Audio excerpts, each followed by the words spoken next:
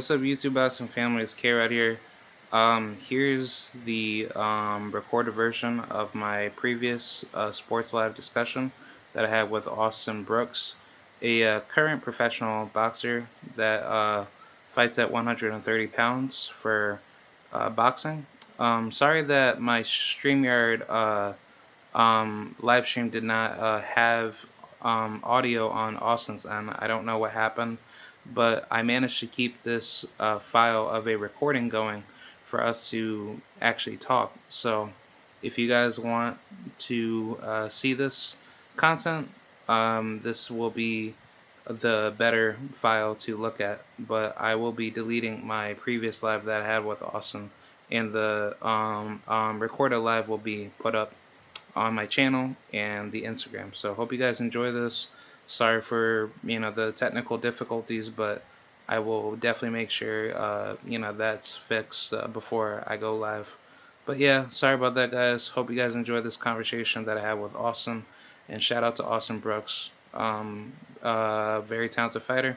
And yeah, on to the next one, and I will see you guys soon. All right, thank you guys. Bye. Boxing. I boxed a little bit when I was a kid, like 8, 9 years old. I took a few lessons and really I always loved boxing. Um, I didn't start back up until I was about 17. Um, I really, really thought about making it a career around then. Honestly, I really didn't think about it when I was younger. I just started doing it, and getting just I would get in a lot of fights coming up, growing up, and I figured why not try to make some money and do something that I already like to do. So why not try this like something I could be good at? And that's why I jumped into it, started training like for real, take it serious. And, I fell in love with the sport, and that's to make it a career.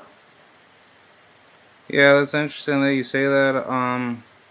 I think, for the most part, like a lot of fighters will always tell me that it's either fighting that has gotten them saved, from getting into criminal activity to transition over to boxing, and others would say that it's a passion that that wasn't there and it naturally built itself up.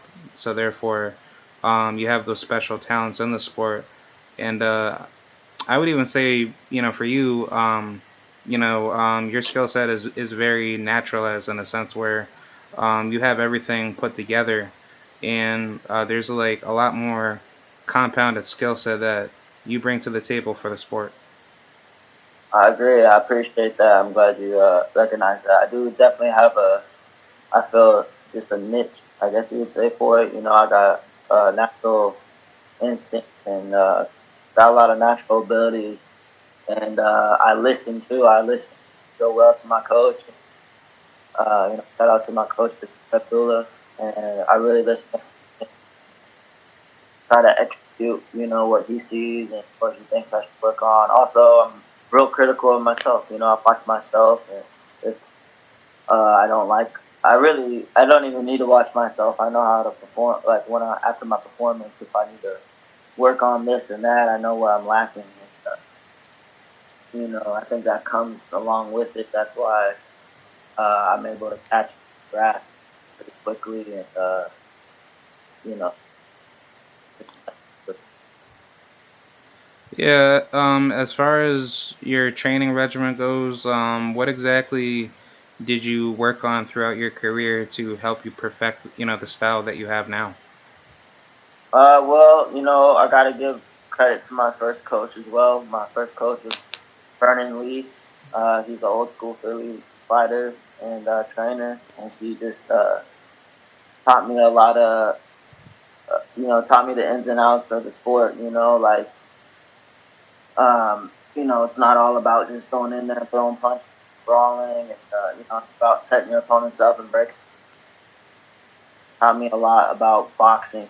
The real sport, the sweet science, and I got to give him a lot of credit to my style, kind of. You know what I mean? And also just I have a natural, I feel just a natural understanding of it where, some people I talk to and they just don't understand it like I do. I watch boxing, I watch a lot of boxing and I see what they're doing and I know how to apply it to, my, so I think that just, uh, really learning the sport and understanding the sport. I want to get good all around. I don't want to be good in just one area. I'm trying to get better in a lot of different areas that I lack in. And, so yeah. Yeah, that's interesting that you put that out there. I think, like, for the most part, a lot of casuals misunderstand a lot of the sport, and they just talk a lot of nonsensical information to think that boxing is very simplistic and whoever hurts each other, between a fight can automatically, win the fight. But it's a lot harder than expected to set up a good shot to actually hurt somebody and 100. actually be successful.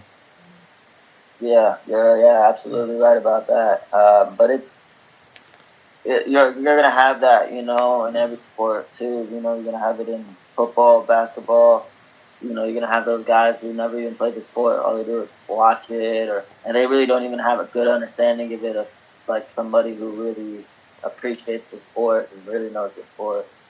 So you're gonna have those people talking and stuff, but you just gotta block it out and appreciate the ones that actually know the sport. Yeah. As far as your come up in boxing, did you get into a lot of amateur fights, right? No, I really didn't, man. I had about 18, I think. 18.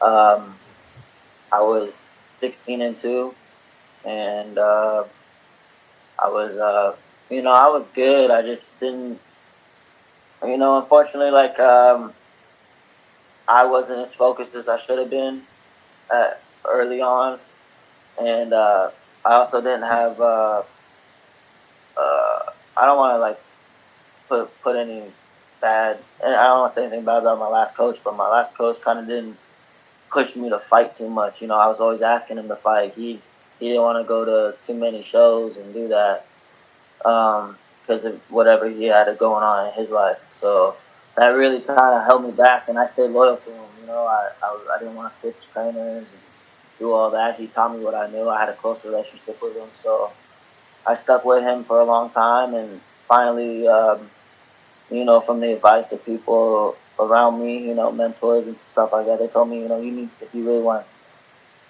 take this sport to the next, or take your game to the next level and really do something in the sport, to be a professional, then you need to find a trainer who's going to really dedicate his time to you and really, push you to be the best that you can be.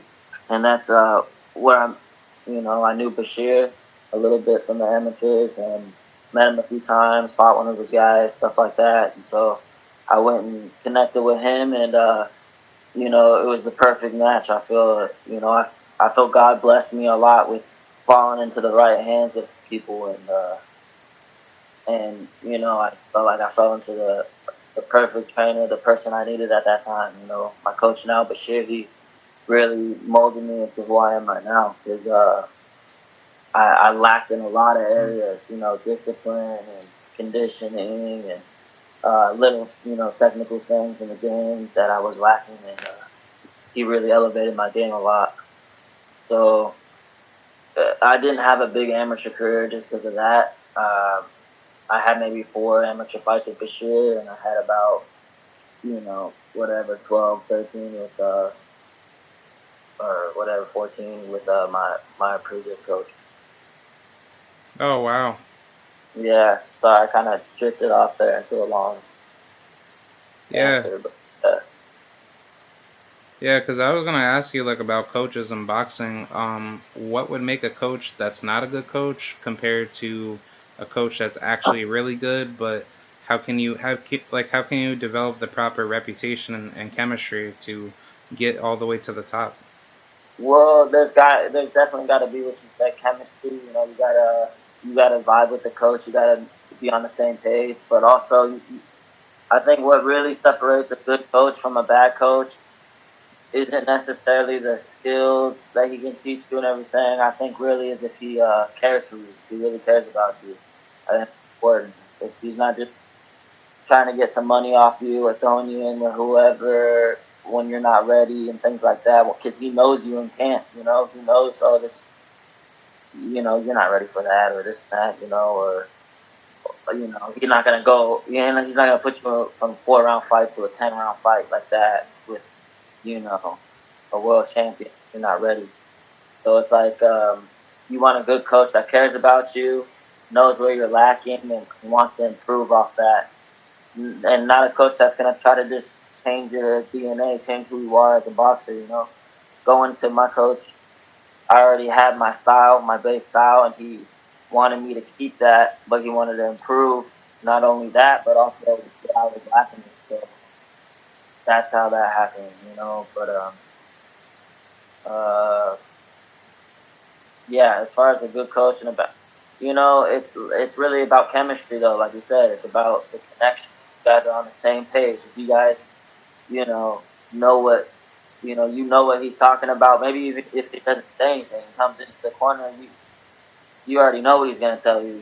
So you need somebody like that, somebody where you guys are on the same page and have the same understanding, and you guys have mutual respect for each other and love. You're not gonna do each other dirty or anything like that.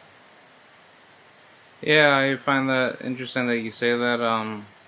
I like coaches that are actually good with like smaller stables, so therefore, you can see how good that they're Right, dedicating all the time into their fighters. Like for instance, with like guys like Derek James, right, um, other trainers like oh man, I'll probably say Ronnie Shields. That's a good example.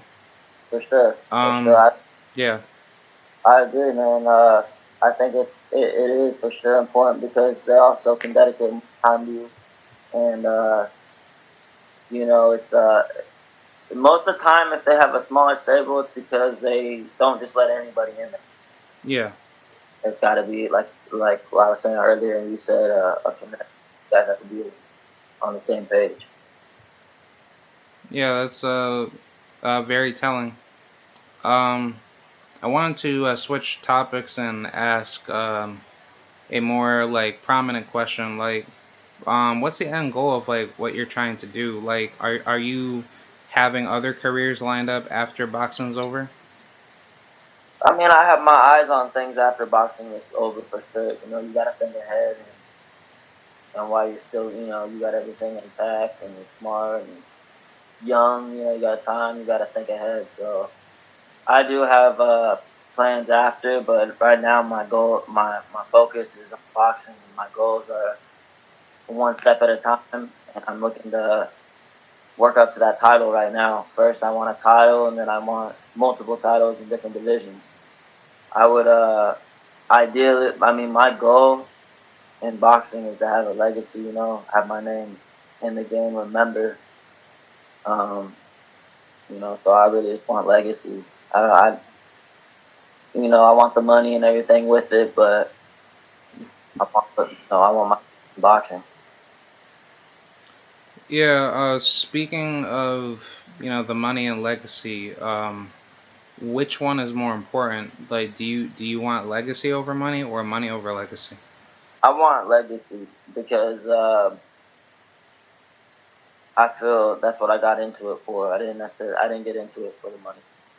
I got into it because I wanted to make something of myself. I wanted my name to be remembered in a good way, not a bad way. I wanted my respect. So I felt like I got into the game really for that, for the love of the sport, and you know for being able to make a name for myself. And then it grew into I want my name to be, because I did that. I made a name for myself, and people used to remember me for bad things, and now they know me for good things. And so I think now I want legacy in the sport. I want legacy in boxing. I want to be respected and remembered in boxing. Yeah, that's interesting that you put it out there. I think like the problem that I have with a good load of fighters is that they say that they want legacy, but how they move is that they're not doing it for legacy. They're doing it for money. So politically, they don't have to risk having to lose in the sport, and therefore, they use a lot of ego to make excuses in their careers for it. Yeah, I know what you're talking about for sure. I see that. But people are in it for whatever reason they're in it for. You'd be surprised what some people are in it for. Some people are in it just for all the wrong reasons.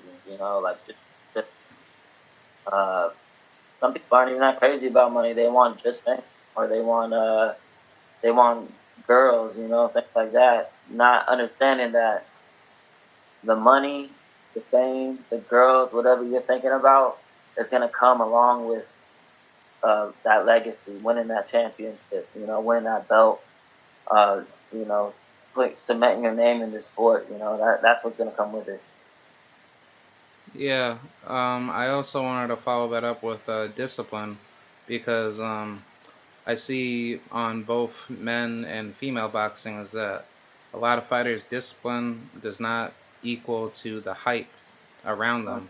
And therefore, whenever we hear these fighters that are on the mainstream saying that they're good, they're not bringing their discipline with it. And they understand that, they're feeding these lies to the consumer where they think that they're going to be good, but at the end of the day, they're not executing that.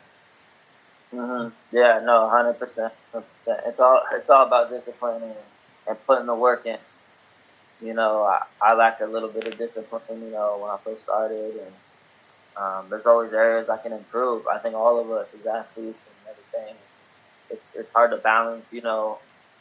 Having a normal social life and things like that, and accomplish goals. And staying disciplined in the sport. So I think that's what they lack. And a lot of them get into it real young and never really got to experience anything. So they're trying to really live that life. They got one foot in, one foot out. But it's all about discipline, man. If you want to make it far in the sport, you gotta develop that discipline. You gotta stay hungry. You can't fall asleep. You can't get too comfortable. You gotta stay focused and keep grinding if you want to accomplish the goals. And it takes time. It's not gonna be an overnight process. It takes time. So along the way, you lose some really talented fighters because of that. It's hard. Bills are stacked. You got life problems, and uh, you can't focus all your time on the sport. Hoping or just working towards a goal that you really don't know if you're gonna reach. So man, it's tough. But you just have to stay focused, keep grinding, and trust the process. Yeah, that's interesting that you put it out there because it's just sad that a lot of fighters they end up saying one thing, but then it's like a pendulum switch. If you don't put yourself in the right avenues of being successful, and that's where you see these mega downfalls of fighters that were really good that were making so much money, but then it's like they pull off like a Gilbert Arenas in the NBA and do something crazy, and everything Yeah, goes rock bottom. right. Yeah, I mean that happens a lot, man. You see it a lot. They just gotta, get their mind right. That's all it is. It's all in your mind, and you gotta get it right. Yeah, I was going to ask, as far as like what you like to do outside of boxing, what are like your hobbies? Do you have like certain activities that you like to do, right?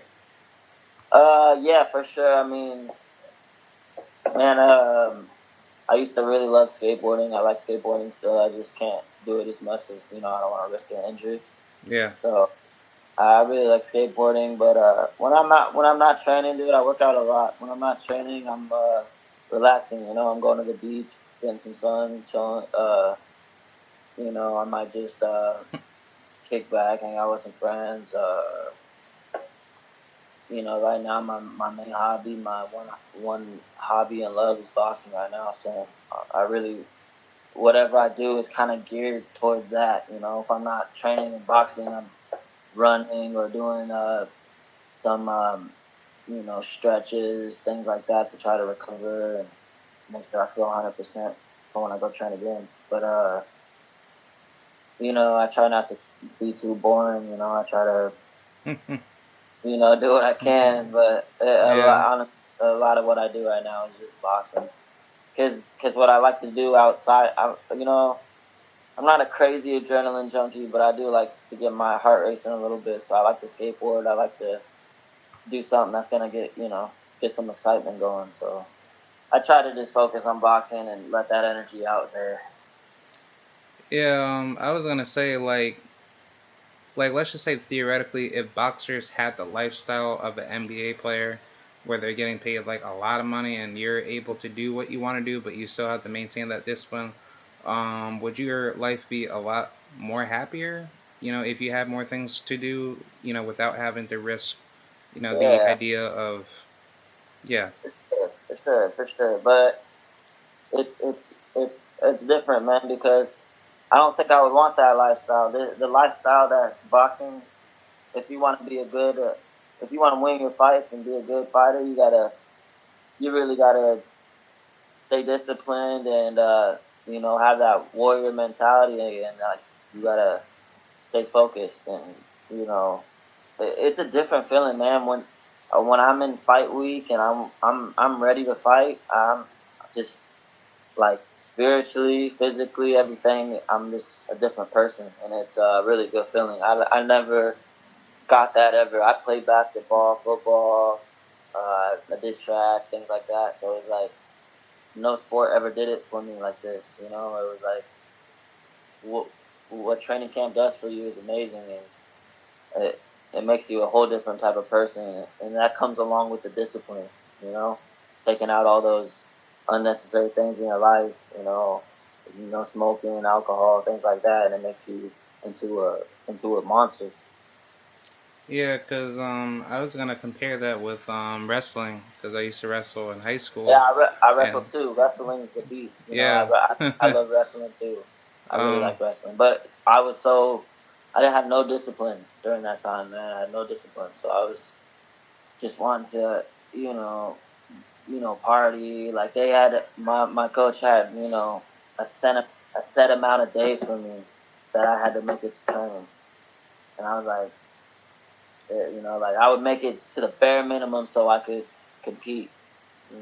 So at the time, I really wasn't disciplined. I wish I was though. I was pretty good at it. Yeah, because like originally for me, like I'm from Albany, New York, but I went to high school up in Clifton Park. It's called Shenendehowa High School, and I'm sorry, hey, you're cutting out a little bit. What did you say was that? yeah, yeah. Like I was saying that I originally finished school, up in New York. Like I'm from Albany, New York, but I went to school up in uh, like basically the Saratoga region up in Clifton Yeah, yeah, Park, and there was a school that right. I went to called Shenandoah High You School. wrestled up there? Say that again. I'm sorry. Hello? Yeah, yeah, yeah. Can you hear me? I can hear you now. Yeah, it kind of cut out there.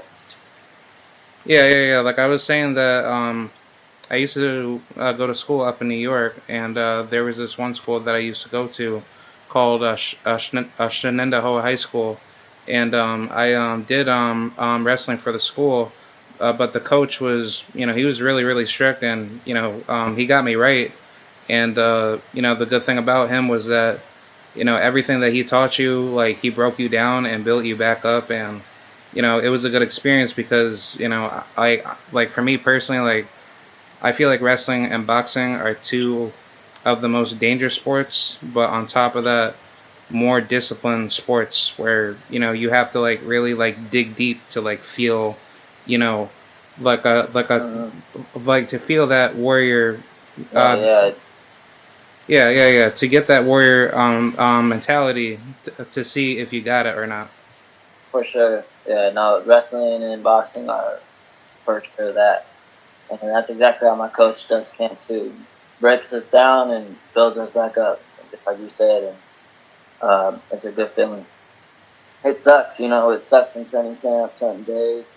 Um, When you train hard and you give it your all, like I do, they're tough days, man. It's every day's tough, but yeah, that last week and fight day, you're ready to go. Yeah, I was going to ask, as far as like your fights go, how do you feel when you get inside like that ring while you fight your like opponent? Do you get that I don't know, how to explain it, but Uh, do you get that, adrenaline energy that makes your body like go into like a, like a survival mode, technique, right? yeah, I know what you mean. No, although I have felt that, I felt that a few times in the years. Um, I learned to deal with like cope with that. I feel like I really in training camp. I work my mental a lot too. In training camp, I talk, you know, self talk, prep talk. Telling myself, what I'm capable of, what I can do, and things like that. You got to build your mental strength as you can. But I don't really feel too nervous or too much adrenaline. So, because I don't want to have like an adrenaline dump, and then I feel like lethargic when I go out there. So I just kind of maintain, breathe and don't let my heart rate get up too much. Stay nice and relaxed. When I get ready for fight, I feel ready, man. I feel excited. I enjoy fighting. I feel blessed that I get the opportunity to do what I love. It wasn't an easy road for me. So when I get into that ring, I really just I feel ready and spiritually, like a beast. So like nothing can stop me. Whatever I have to go through in that ring, I'll come out on top. Yeah. And so I just feel ready and confident. Yeah, cause I was going to, add in, like as far as your style goes, you have a really good pure boxing style, and people like to just, shrug over that, to think that doesn't matter on a fight. But I would say for the, for the division that you campaign at, like, it's a great frustrating style that gets, a lot of, people that, want to be amped up to see like a firefight, but it Yeah, turns into like a, to like a high speed chess match. right. Yeah, no, yeah. It takes appreciation for the sport and stuff. And I I'm working on things too, to where I'm gonna be more appealing to fans too, but not to throw my style off at all. Still be defensively intact and still do me, make my opponent miss, but be up in the pocket more, make them pay, and try to just entertain the fans a little more too. Because the fans are important, and that's what comes along with legacy too. Being remembered and appreciated by the fans. So I'm working on things to be a little more. I mean, I feel honestly, most of my fights, but maybe one fight wasn't that super entertaining. You know what I mean? One or two, maybe. I feel, but also I enjoy boxing, and I'm a purist. So Yeah. like you seem to enjoy the actual, you enjoy boxing, so you see that. But I don't know. I feel like I'm getting better and better every fight. I'm showing a little bit more. I'm throwing a little more punches. I feel this last fight was a little more technical, a little more technically speed match, like you said, a chess match. You know, I knew I was gonna catch him, and I knew I was gonna hurt him and put him down. So I knew the fans would love that. So I just took my time and capitalized on any opening that I had. But yeah, I'm working on it, man. I'm working on being a little more active with my putting my combos together, putting my punches together, things like that. So the fans can have something to talk about after. Yeah. I was going to ask, what is your division that you campaign at, and what are the divisions that you want to move up and conquer names in, right? Yeah, I'm in 130 super featherweight, junior lightweight. That's Yep. where I'm at. So I'm looking to campaign there, get the title there. Been multiple titles. I feel real comfortable at 130. I've cut a lot of weight. Um, Then I'm looking at 135, 140, if 147 if I grow a little bit more. But right now, really don't get I don't get too heavy. So Yeah, I think like as far as 130 goes, that division is looking really awesome, and there's mm, plenty of guys that can easily be clipped off, and I think as far as like certain names that you would like, are you like looking to like try to like like how should I say this? Like, are you looking to steal the show as far as trying to be on the spotlight to like try to try to upset the apple card one day when you get to that level, right? 100%, 100%. That's what it's gonna be. Um, I feel I'm always a little bit doubted, and I feel like I'm a bit of a black horse. Not many people know me, or dark horse, whatever you call it. Yeah, I'm yeah, yeah, know me, but I'm slowly getting my name known. But the ones in the box community, it's not like the casual fans and everybody know me, but people are really in the box community know me. And once I really start getting that scene, I feel I'll come out of nowhere, get one of these guys, and then I'm gonna really get the scene. yeah. But Cause for sure, one of those champions up in the top, I think director is the top dog. So that's obviously where I got my sights on eventually. But there's other really good in that division. Uh, where I yeah, got Donato Lopez, I think his name is. He's good. Uh, Oscar's so good. I was in camp with him, and he's a real good fighter. I think Osh- they got Oshaki, yeah, Foster. yeah, He's solid. He's a real good fighter, and I just think once I get up there in those titles, there's gonna be some real good fights. And then yeah, 135 stacked, so that's where I'm trying to get to eventually. And yeah. I'm not trying to put on like my matchmaker cap on, but I would like to see you, hopefully one day at 135 up against a really good fighter that I personally know. His name is Ernesto Tito Mercado. oh yeah, I know Tito. Yeah. Yep, I spar with Tito, Oh, and he's a good. really? Yeah, I spar with Tito. I spar with Dang. him like twice. Wow. Yeah, yeah, and it was good work, on both ends. He's a good fighter. Man. Wow. Yeah, yeah, he's a good fighter, man. He's doing his thing right now, building that name for himself. Um, sure, eventually a fight like that would eventually happen. He's what is he at 140 right now though, right? um, he says he's at 135, but I think lately he's been doing 140 fights, and I think that's just probably made there for him to just stay busy. Right, for sure. Yeah, he's killing it, man. He's doing his thing.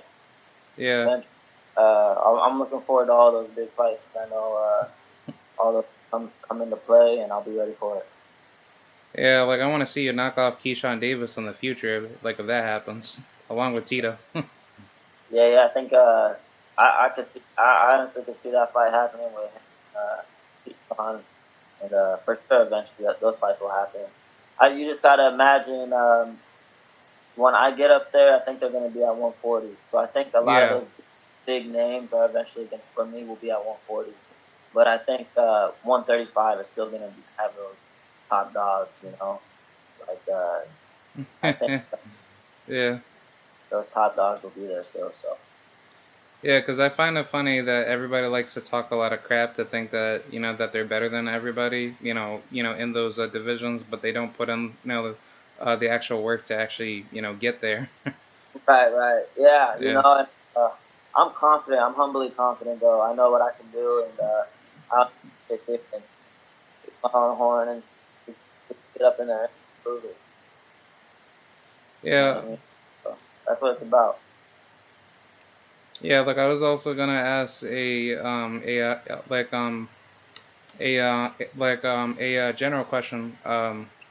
I just wanted to get your take on this, but knowing that you're from the West Coast, but I wanted to know like from your own like opinion, like which side is better, West Coast versus East Coast? Well, I'm a West Coast. I'm a West Coast kid, so I'm gonna go with West Coast.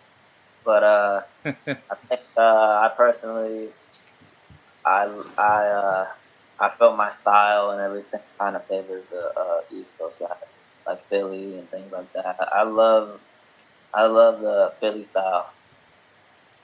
Oh yeah, yeah, yeah. But the Philly shell Yeah, and love all those it, techniques. Yep. right. Yeah, and not necessarily just the Philly style. You know, a lot of people think that, but just their. I think a lot of Philly fighters are really sweet fighters. Yeah. So I think they're really good fighters over there, and I would love to go over there and train sometime. Yeah, I actually spoke with Akeem Cheatham. He's actually a well, he's originally from Philly, but he trains over in Vegas, and he's actually related to Jack Johnson as a distant cousin. And Oh shit! yeah, he knows a lot of people out in Philadelphia for boxing, and I know that he made his debut not long ago in the pros, but he's a really good fighter. But as far as like Philly school of boxing, he definitely has a great style that comes out of that school. I'll check them out. I'll check them out. It sounds familiar. I'll check them out. Yeah, I was also gonna say, as far as venues go, like, what's your top venues that you would like to, headline one day? Man, for the longest time, I still want a headline here in San Diego after a sports arena. I mean, at my home, you know. Yeah, Uh, Dago. I though, so I was kind of like I fought there sooner than I thought. I fought there sooner than I thought, so I was pretty excited about that. But honestly, I want to fight at Madison Square Garden. Oh yeah, yeah. Like, I'll definitely come out there. Yeah, I definitely want to fight there at Madison Square Garden and then at Emerson Grand. Yeah, like I want to see you come down here to Florida. Like I'll pull up in Orlando or Tampa. Yeah, I got family in Florida right now, so I'm definitely gonna be out that way. So Yeah, cause I was talking with other people about venues, that should be filled here in Florida, but I think like if it's possible, like I don't see why the Tampa Bay Buccaneer Stadium cannot be like a boxing venue. yeah, yeah, I agree. If it's a big fight and everything, they can definitely make that happen. Yeah. Uh, I think a lot of it is just cost. You know, they gotta cost a lot to get those arenas and put the fighters up in hotels close by and things like that. But they can definitely make it happen if it's a big fight. Yes. Speaking of the I guess like the expenses go for getting fights together. Do you have to like I don't know if it's true in boxing, but like as you're building yourself up in your career, do you have to pay a lot out of pocket when you're getting these fights? Like promotions don't cover for your travel expenses, right? Right. Well, I was blessed and I was able to get a good man and they took care of me. Shout out to Sheer Sports Management, my manager Ken Shear, Lyle Green, Jorge Zarate, everybody in Sheer Sports. They take care of me. And if I'm gonna perform at my field, comfortable, everything like that. So I never had to come out of pocket. Wow, man. I've taken fights, for not much money though, but I'm still blessed with the opportunity to be able to do it. Yeah, cause that's what I've always been thinking like about inboxing, where it's real hard to get fights because one the fighters can't go all the way out to another part of the world to cover those expenses, and like if it was like purely marketized, promotions or like how should I say, like businesses should compensate you to get like to get to the match, so you know Yeah, um everything can be covered, and then all you have to do is just make weight, go to the fight, and then you get your money and go. right. Well, that's what a lot of journeymen do. They got a little side job, things like that are going to help pay for that. Man. They can kind of hustle their way, or really, A lot of can just talk to the promoter and be like, they can work that out. If they say, "Oh, you're not for this," be like, "Oh, well, you know, I'll I'll get out there Damn. like that," and I mean, yeah, I don't know if you know this fighter. His name's Buck Smith. He was Oh yeah, yeah, yeah, yeah. Like I know that guy. He drove drove around from yeah, yeah, yeah. He drove around oh, all over the U.S. for fights, and he yeah, was he was constantly taking fights like almost like every other week, kind of like Sugar Ray Robinson. Yeah. exactly. Was traveling and traveled in a Honda Civic with his road from boom, boom, boom, boom. You know, they said he put like 100,000 miles in each year, so he really wanted it, and he didn't want to pay insane amount to do that because he wasn't signed by a big promoter. He was doing it his own way. So a lot of the times you get a lot of money that way. You're not gonna reach insane amount of money unless you get a title shot, but he don't have to pay. You don't have to pay a manager. You don't have to pay this, that. You got to pay his team, of course, but he's in some cheap ass car and he might sleep in the car or something. Take money. Yeah, He can at home. yeah, I was actually looking at his box rec and I actually recognize him. He fought Kevin Pompey, who's actually from, my area back up in New York, in which I never grew up in his area, but he fought Kevin Pompey over at the Knickerbocker Arena back in 1992 in Troy, New York. Mm. And he lost to Kevin for the IBF USBA welterweight title, but yeah, this guy he was fighting like almost like every other week, if not like Like, yeah. yeah, he fought a lot. It was insane. Yeah, I watch a lot of boxing, and I like a lot of old school boxing, so I watch a lot of that stuff. Yeah, I was gonna finalize some questions to say like, who are your top fighters that you would rank all time and look up to? Me personally, my favorite fighter of all time is Roy Jones Jr. He got me into it. Uh, my second favorite, but it's stuck between two and three, but James Toney and Pernell Whitaker. Oh, Oh, nice. uh, I might replace P with Sugar Ray Robinson. I like Sugar Ray Robinson a lot, Yeah, and same here.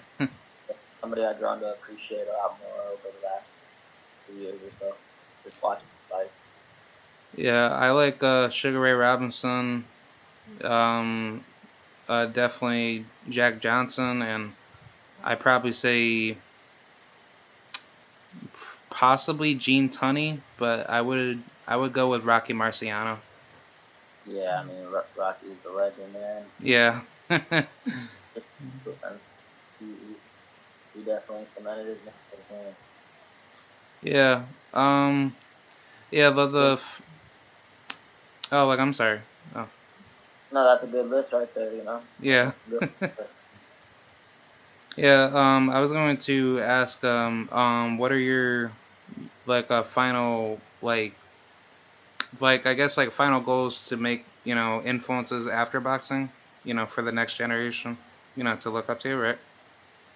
But yeah, I mean, I feel that'll come with fighting. I looked up to a lot of fighters. Just for the way they fought, and obviously the way you carry yourself outside the ring. Um,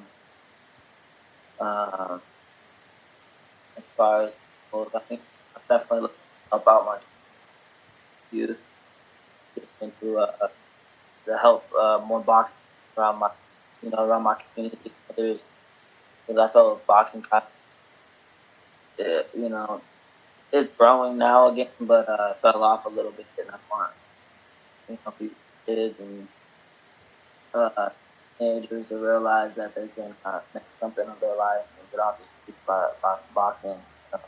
Some that I did. Yeah, that's some very strong words. Yeah, like I definitely hope everything gets achieved and yeah, like I'm looking forward to the next fight. And yeah, just keep me or keep everybody updated with what you're doing. 100%, man. I appreciate that, and appreciate you taking your time to talk to me and get my name out there a little more. Yeah, yeah, anytime, man. If you have any last words before I shut it down, go for it. Just give me a follow on Instagram, one Austin Brooks. Check me out. I got my Facebook page, Austin Brooks. To follow me. You something special. I'm a good fighter with a lot of talent, a lot of skill, a lot of heart, and just check me out. All right. I appreciate the conversation, and hopefully we could do this again. Absolutely, brother. I appreciate you. You have a good one. Yes, sir. Thank you very much, brother. Thank you. Peace out.